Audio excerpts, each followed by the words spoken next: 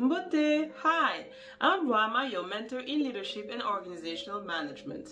In the previous video, I discussed a primordial wisdom, a fundamental principle called the Makuku Matatu, and which is based on three pillars: Nzinga, Nsaku, and Panzu.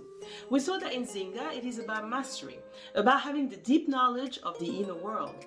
That in Saku, it's about having access to the multidimensional intelligence. It's about developing the conscience of an organization. And in Panzu, it's about having the fundamental mastery of the earth plane. So let's now see how this applies to the management of our organizations, our businesses, and our human resources. With many companies, for instance, you'll have the dynamic of a board of directors and an MD or CEO and the organization itself that includes the entire staff, its department managers, etc.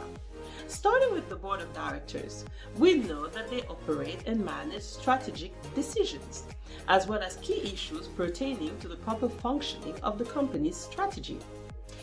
It is the board of directors that gives the direction to the CEO or MD, who, as the conductor of the company, is primarily responsible for the operational management, leading the company to success.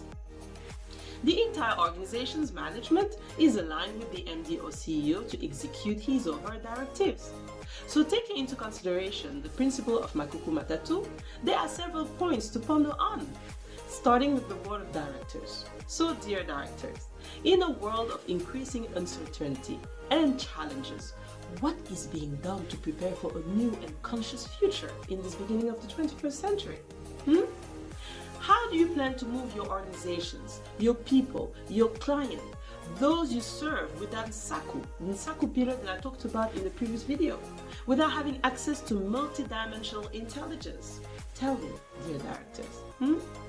The world is changing at pace, at a different pace from a decade ago, and the next decade will continue to change at an extraordinary, rapid pace. One thing is for sure, you must prepare yourself for the challenges of the 21st century. And for this, the ancients say, come back. The game changer is another form of intelligence. The multidimensional intelligence, the spiritual, mystical, esoteric base that powers human beings into reconnecting with the best version of themselves, to self-activate and release his or her full potential. So as you think about strategies for the future, it would also be useful to and relevant to think about taking a new approach, that of organizing the consciousness of your company or organization and having it align with the communities you serve. The time has come to deeply commit to elevating human consciousness. As board of directors, it is time to be more connected, more engaged, more trustworthy, and more transparent than ever.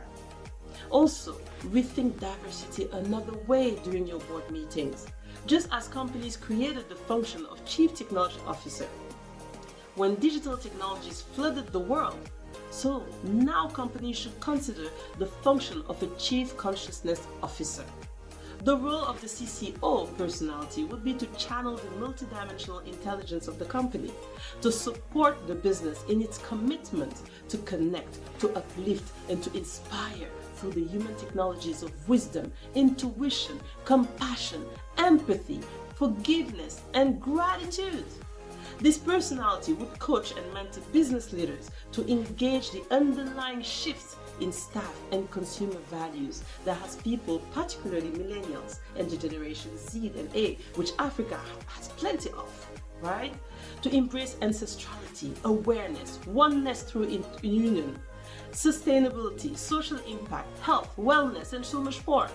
But it goes deeper into the bedrock of a current human consciousness. The personality of the CCO holds the corporate intent for seeking the highest goods of companies, consumers, employees, brand, and the planet of a company. I also have a message for the CEO and MDs. It is high time that you invest in rethinking your role, and in doing so, consider the principle of Makuku Matatu, which is at the core of a fundamental balance.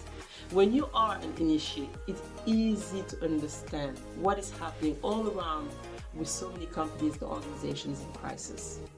Knowing how to manage your inner universe, having deep mastery over your inner world, governing your own life is key. Otherwise, my very best wishes with the leadership adventure. Oh yes, everyone wants to be the boss, the leader. Yet, to truly be such is to be the boss, the leader of yourself first. It is high time you get in the business of mastering your inner self in every way, so you can master every outer situation that will inevitably present itself to you. And if you allow me, start with critical minding, not to say thinking, critical minding. Our current world and system has a critical deficit of it. So take a moment and meditate on this. The principle of Makuku Matatu reminds us that if you want to organize, transform, lead, inspire human beings, your organizations, markets, communities, you have to enter the mystery of who you are as a leader. Yes, there is a lot to say on the subject, but we'll pause for now and come back to it later. I'm Rama, your mentor in leadership and organizational management, speaking to you from the land of our ancestors all the way in Senegal. Listen to the voice of Africa. Jërëjëf, Matondo, and see you next time. Zona.